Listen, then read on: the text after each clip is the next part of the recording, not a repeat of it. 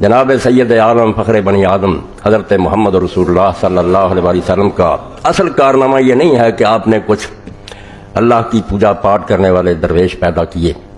یہ کام اس سے پہلے بھی راہب لوگ کرتے تھے، دنیا چھوڑ کر غاروں میں چلے جاتے، جنگلوں میں چلے جاتے. اللہ کے رسول اس لیے نہیں آئے. سب سے بڑا کام جو آپ نے کیا وہ یہ کیا کہ دنیا میں حکومت الہیہ قائم کی. ایک ایسی حکومت سے لوگوں کو روشناس کرایا جس سے پہلے لوگ متعارف نہیں تھے. لوگ یہ جانتے تھے کہ جو حکومت لوگ کرتے ہیں وہ بادشاہ ہوتے ہیں، ان کے محلات ہوتے ہیں، ریشمی فرش بچھے ہوتے ہیں، پہرے دار ہوتے ہیں، سونا چاندی جو ہے اس کے برتنوں میں کھانا کھاتے ہیں، لاکھوں کروڑوں کا وہ خرچ ہر مہینہ میں کرتے ہیں، ملک کا خزانہ ان کی ذاتی جاگیر ہوتی ہے.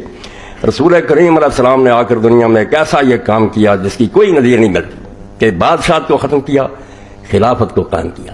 اس کے بارے میں علامہ اقبال رحمۃ اللہ علیہ کے اشعار میں نے پڑھے کہ رسول اللہ کے نور سے عرب بھی چمک اٹھا، مشرق کے لوگوں نے بھی اس کی پیروی کی تو وہاں بھی روشنی پھیل گئی.